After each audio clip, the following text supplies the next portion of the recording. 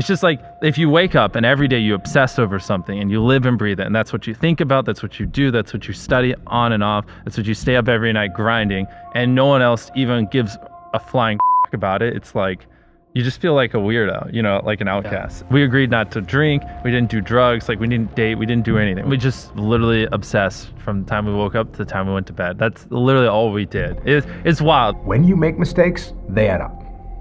They add up. One mistake compounds and leads to another, which leads to another, and they can lead you to a downward spiral of destruction. Here's the thing. You know what else adds up? The positive things, the good moves, the small sacrifices that you make to do things right, the adjustments needed to correct problems, the daily discipline required to get you where you want to get to. Those little positive things add up too. And it's obvious and we know it, but here's the question, why don't we do them? Why don't we do them? Well, it's because, in most cases, it's because they add up slowly. They add up so slowly that you don't really notice the results, right? One day in the gym is basically imperceivable. 2 days in the gym, you don't recognize any change whatsoever. 100 days in the gym, and you're almost a new person, right? You've seen those before and after pictures. One day of playing guitar, you can barely play one chord. 100 days of practicing guitar, and you can play literally almost any song. An hour of writing, and you've got a short, kind of junky, 1,000-word essay. 100 hours of writing, you got yourself a whole book. So we let these things slip. Because it takes so long to see the progress, we let them slip. And when we don't do them, it becomes 0 times 100 or 0 times 1,000. And that nets out to a 0. When you do anything, it adds up. When you do nothing, it amounts to 0. So take the small steps every day. Do what you're supposed to do. And don't expect some incredible results in 1 day or 2 days or 10 days.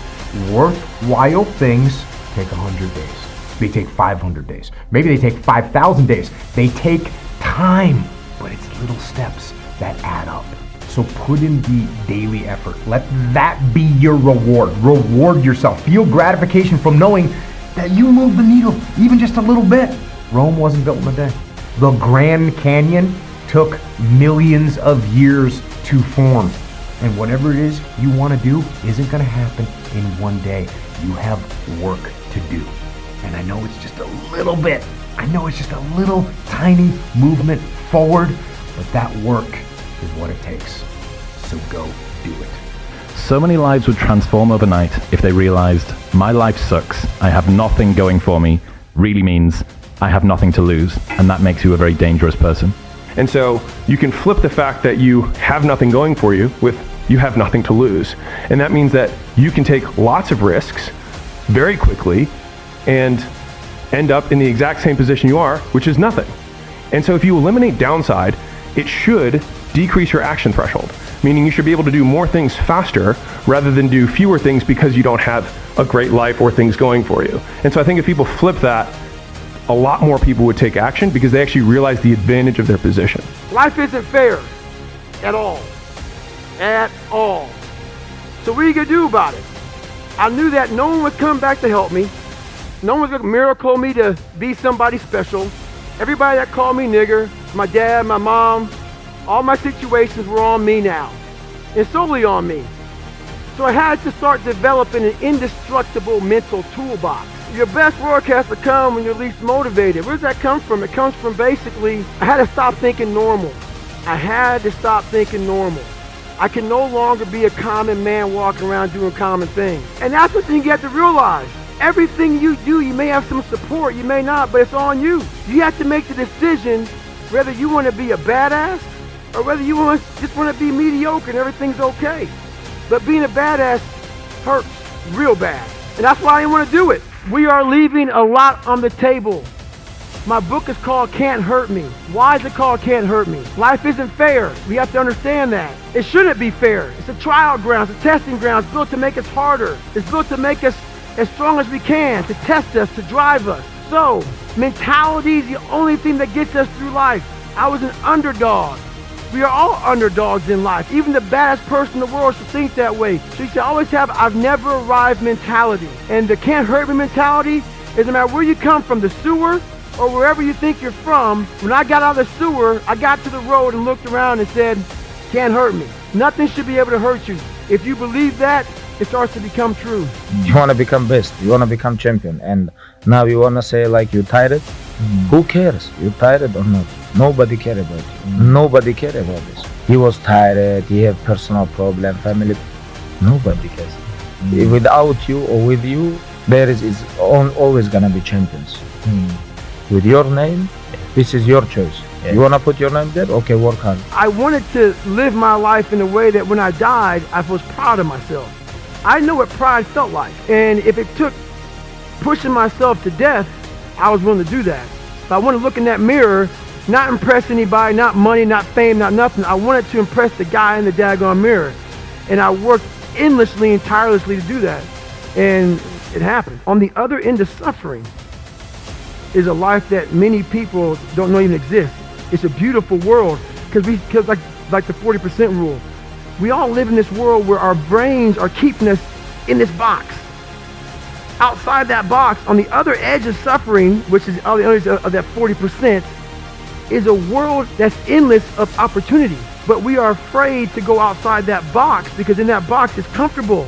That's where all of our nice stuff, that's where the nice 4-lane highway's at. I know where the restrooms are at. I know where the gas stations are at. Outside that box, man, God gives you a shovel. And says, man, start digging.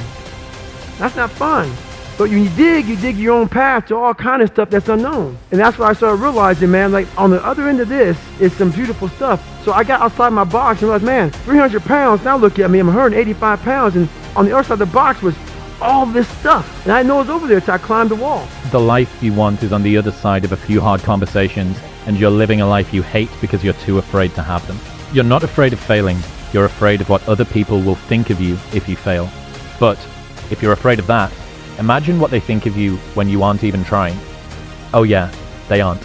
Success is the only revenge. As you expand, they shrink into irrelevance. As you get louder, no one can hear them.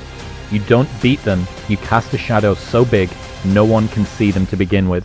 When people copy, they copy the wrong stuff because they don't know why it worked to begin with. And when it breaks, they don't know how to fix it because they didn't build it. So don't sweat it. Copycats will always be behind. I became obsessed with being the baddest motherfucker that God ever created.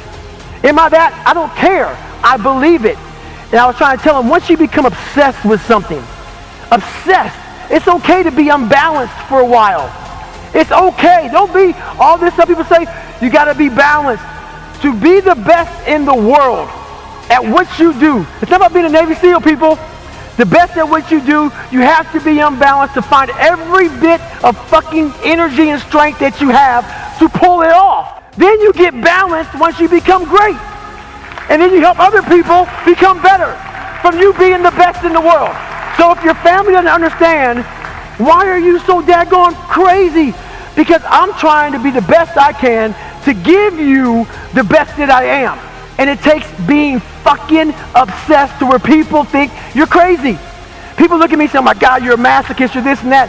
I'm not gonna get into how bad I was in all these races and SEAL training. I had 21 stretch fractures going through Hell Week.